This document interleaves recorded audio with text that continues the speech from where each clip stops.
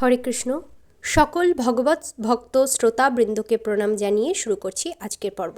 আমরা পড়ছিলাম শ্রদ্ধাত্রয় বিভাগ যোগ।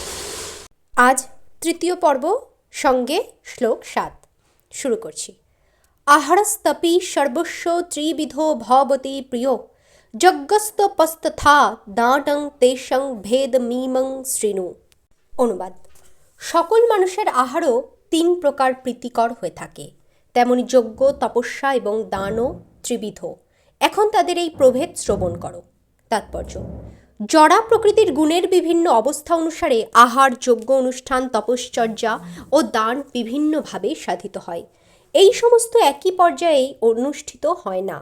যারা পুঙ্খানুপুঙ্খভাবে বিশ্লেষণ করে বুঝতে পারেন যে জড় জগতের কোন গুণের দ্বারা প্রভাবিত হয়ে কোন ধর্ম সাধিত হয়েছে, তারাই হচ্ছেন যথার্থ জ্ঞানী।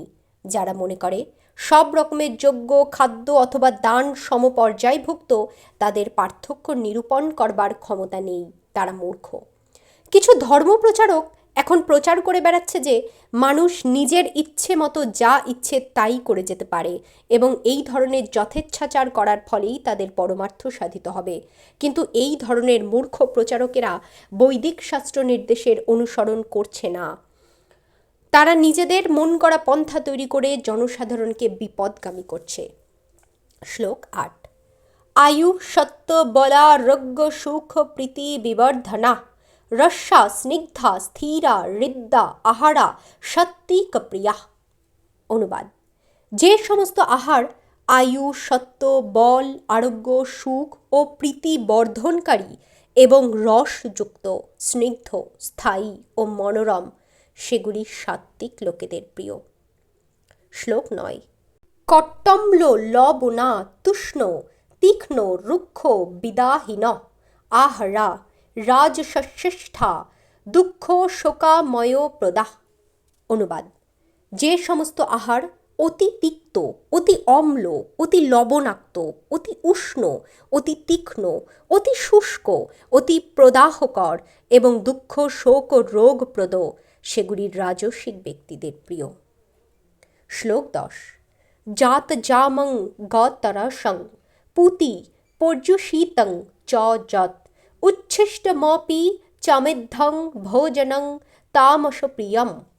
অনুবাদ: আহারের এক প্রহরের অধিক পূর্বে রান্না করা খাদ্য, যার নিরস, দুর্গন্ধযুক্ত, বাসি এবং অপরের উচ্ছিষ্ট দ্রব্য ও অমেধ্য দ্রব্য, সেই সমস্ত তামসিক লোকেদের প্রিয়। তাৎপর্য: খাদ্যের উদ্দেশ্য হচ্ছে আয়ু বর্ধন করা, মনকে পবিত্র করা এবং শরীরের শক্তি দান করা। সেটিই হচ্ছে তার একমাত্র উদ্দেশ্য। পুরাকালে মুনি ঋষিরা বলদায়ক, আয়ুবর্ধক সমস্ত খাদ্যদ্রব্য নির্বাচন করে গেছেন, যেমন দুগ্ধজাত খাদ্য, শর্করা, অন্ন, গম, ফল ও শাকসবজি।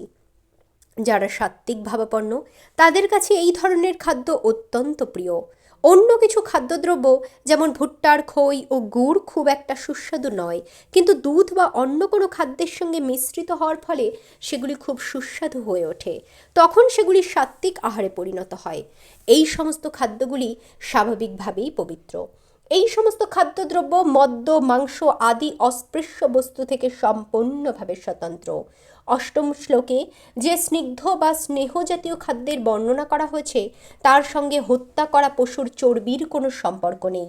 সমস্ত খাদ্যদ্রব্যের মধ্যে শ্রেষ্ঠ এবং সবচেয়ে আশ্চর্যজনক যে খাদ্য দুধ, তাতে যথেষ্ট পরিমাণে স্নেহ পদার্থ আছে। দুধ, মাখন, ছানা এবং এই জাতীয় পদার্থে যে পরিমাণ স্নেহ পদার্থ পাওয়া যায়, তাতে আর নিরীহ পশু হত্যা করার কোনো প্রয়োজন থাকে না। শুধুমাত্র পাশবিক মনোবৃত্তির ফলেই এই সমস্ত পশু হত্যা হয়ে চলেছে। সভ্য উপায়ে স্নেহ পদার্থ পাওয়ার পন্থা হচ্ছে দুধ। নরপশুরাই কেবল পশু হত্যা করে থাকে। ছোলা, মটর, গম আদিতে যথেষ্ট পরিমাণে প্রোটিন বা অন্য সার পাওয়া যায়। রাজসিক খাদ্য হচ্ছে সেই সমস্ত খাদ্য যা তিক্ত, অত্যন্ত লবণাক্ত বা অতি উষ্ণ, অথবা অতিরিক্ত শুকনো লঙ্কা মিশ্রিত, যার ফলে উদরে কফ উৎপন্ন হয়ে শ্লেষ্মা প্রদান করে এবং অবশেষে রোগ দেখা দেয়। আর তামসিক আহার হচ্ছে যেগুলি যা টাটকা নয়, যে খাদ্য আহার করার কম করে 3 ঘন্টা আগে রান্না করা হয়েছে ভগবত প্রসাদ ব্যতীত, তা তামসিক আহার বলে গণ্য করা হয়। যেহেতু তা পচতে শুরু করেছে, তাই এই সমস্ত খাদ্য দুর্গন্ধযুক্ত, সেগুলি তমগুণ সম্পন্ন মানুষকে আকৃষ্ট করে, কিন্তু সাত্ত্বিক ভাবাপন্ন মানুষেরা তা সহ্য করতে পারে না। উচ্ছিষ্ট খাদ্য তখনই গ্রহণ করা উচিত যদি তা পরমেশ্বর ভগবানকে নিবেদিত হয়, অথবা তা যদি সাধু মহাত্মার বিশেষ করে গুরুদেবের উচ্ছিষ্ট হয়। তা না হলে উচ্ছিষ্ট খাদ্য তামসিক বলে গণ্য করা হয় এবং তার ফলে রোগ সংক্রামিত হয়। এই ধরনের খাদ্য তামসিক লোকদের কাছে যদিও খুব সুস্বাদু বলে মনে হয়, কিন্তু সাত্ত্বিক ভাবাপন্ন মানুষেরা এই ধরনের খাদ্য পছন্দ করেন না, এমনকি স্পর্শ পর্যন্ত করেন না। শ্রেষ্ঠ খাদ্য হচ্ছে সেই খাদ্য যা পরম পুরুষোত্তম ভগবানকে নিবেদন করা হয়েছে।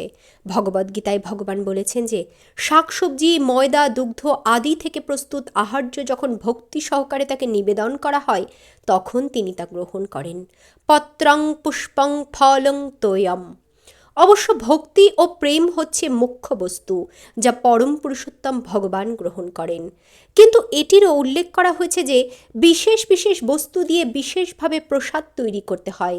শাস্ত্রের নিয়ম অনুসারে প্রস্তুত এবং পরম পুরুষোত্তম ভগবানকে নিবেদিত প্রসাদ বহু দিন পূর্বে প্রস্তুত হলেও তা গ্রহণ করা যেতে পারে, কারণ ভগবানের উদ্দেশ্যে নিবেদিত খাদ্য চিন্ময়। তাই সব মানুষের জন্য খাদ্যদ্রব্য জীবাণুমুক্ত, আহার্য ও সুস্বাদু করে তুলতে হলে সেগুলি পরম পুরুষোত্তম ভগবানকে নিবেদন করা উচিত। আজ এ পর্যন্তই সমাপ্ত। আসছি পরের পর্বে। কমেন্টে হরে কৃষ্ণ কৃষ্ণ কৃষ্ণ হরে হরে, হরে রাম রাম রাম হরে হরে এই মহামন্ত্রটি অবশ্যই লিখে যাবেন। চলি।